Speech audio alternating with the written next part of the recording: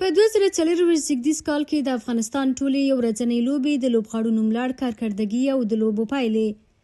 په 2024 زیږدیز کال کې د افغانستان لومړنۍ یو ورځنۍ لوبلړۍ د فبروري په 9 له سریلانکا سره پیل شوه چې د همدې میاشتې تر 14مې یې دوام وکړ. سریلانکا د 3 واړو لوبو په ګټلو سره لوبلړۍ وګټله. د دې لوبلړۍ په 2 لوبو کې د افغان لوبډلې په نوملړ کې بدلون راغلی و. فرید ملک او قیس احمد په 2 لوبو کې او د لومړي ځل لپاره شرف الدین اشرف ته هم په 1 لوبه کې ځای ورکړل شو. په ټوله کې د سریلانکا پر وړاندې یو ورځنۍ لوبلړۍ کې عصمت الله عمرزي 306، محمد نبی 151 او رحمت شاه 115 تر ټولو ډېرې منډې وکړې. په توپ اچونه کې بیا عصمت الله عمرزي په 1 لوبه کې 3 او قیس احمد په 2 لوبو کې ټولې 3 وکټې اخیستې دي.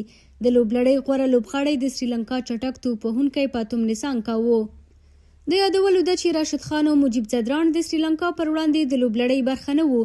ښاغلی خان د 2023 کال په نومبر میاشت کې د ملا په برخه کې له عملیات وروسته د لنډ مهال او د خپلې روغتیا د ښه والي لپاره له لوبو ناست شوی و او همداراز مجیب زدران د سریلانکا پر وړاندې د سیالیو په درشل کې خوږ شوی و او تر ښه کېدو پورې له لوبډلې وتلی و. د افغانستان دویمه ورځنۍ لوبلړۍ په مارچ میاشت کې د ایرلنډ پر وړاندې وه. لوبلړۍ د مارچ په 9 پیل او تر 11مې یې دوام وکړ. الله محمد غضنفر ته هم د لوبېدو فرصت ورکړل شوی و او د نوملړ برخه و. د لوبلړۍ لومړۍ لوبه افغانستان وګټله. دویمه لوبه چې د مارچ په 9 ترسره کېده د ورښت له امله ونه شوه، خو د افغان لوبډلې په 15 کسیز نوملړ کې نوي لوبغاړي ریاض حسن، نوید زدران او ننګیال خروټی لیدل کېده. په دریمه لوبه کې افغان لوبډلې ایرلنډ ته د 112 منډو په توپیر ماتې ورکړه. د افغانستان او ایرلنډ په ورځنۍ لوبلړۍ کې په لومړي نمبر رحمان الله ګرباز 122، دویم حشمت الله شهیدي 119 او دریم محمد نبی اتاتیا ډېرې منډې وکړې. توپ اچونه کې فضل حق فاروقي او محمد نبی 15 او ننګیال خروټي 4 ډېرې وکټې واخیستې. د لوبلړۍ غوره لوبغاړی رحمان الله ګرباز ونومول شو. په 2024 کال کې د افغان لوبډلې دریمه یو ورځنۍ لوبلړۍ او 9مه یو ورځنۍ لوبه له شلوریز نړیوال جام وروسته د سویلي افریقا پر وړاندې وه.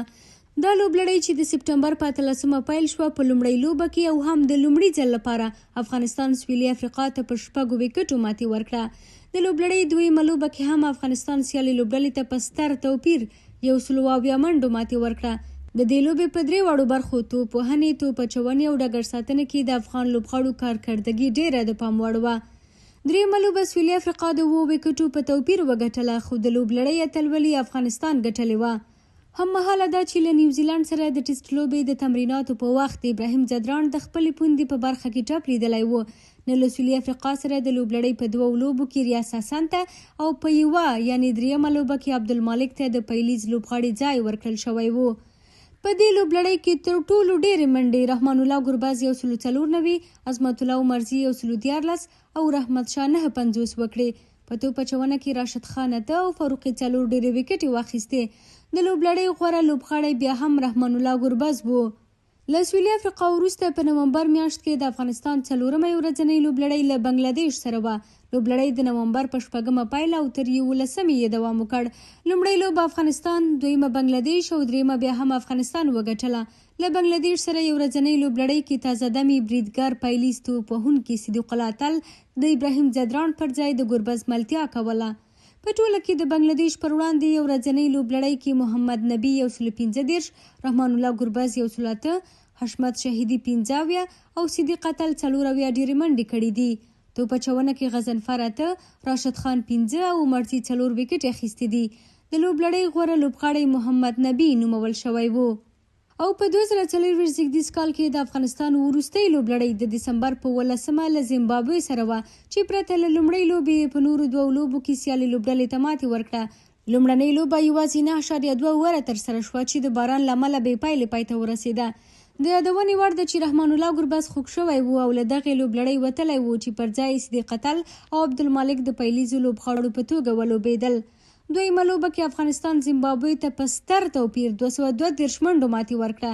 په دې لوبه کې صدیق اتل خپله لومړنۍ نړیواله سلیزه هم ووهله او ورسره څنګ کې عبدالمالک 80 منډې وکړې. د لوبلړۍ وروستۍ لوبه کې بیا هم صدیق اتل او عبدالمالک ښه توپوهنه وکړه او د غضنفر په غوره توپ اچونې سره افغانستان د لوبلړۍ اتلولي وګټله. د زیمبابوې پر وړاندې ورځنۍ لوبلړۍ کې د صدیق اتل 153، عبدالمالک 114 او د حشمت شهیدي 49 تر ټولو ډېرې منډې وې. توپ اچونه کې غضنفر 9 او مرزي 6 ډېر لوبغاړي وسوځول. د لوبلړۍ غوره لوبغاړی صدیق اتل نومول شوی و. په ټوله کې په 2024 زیږدیز کال کې افغانستان ټولې 15 یو ورځنۍ لوبلړۍ چې 15 یو ورځنۍ لوبې پکې شاملې دي ترسره کړي. له سریلانکا پرته یې له ایرلند، سویلي افریقا، بنګلادیش او زیمبابوې یو ورځنۍ لوبلړۍ ګټلې دي. په دې لوبلړیو کې 3 لوبې سریلانکا، یوه سویلي افریقا او یوه بنګلادیش ته بایللې ده. یوه لوبه د ایرلند او بله د زیمبابوې پر وړاندې د باران له امله بې پایلې پای ته رسېدلې.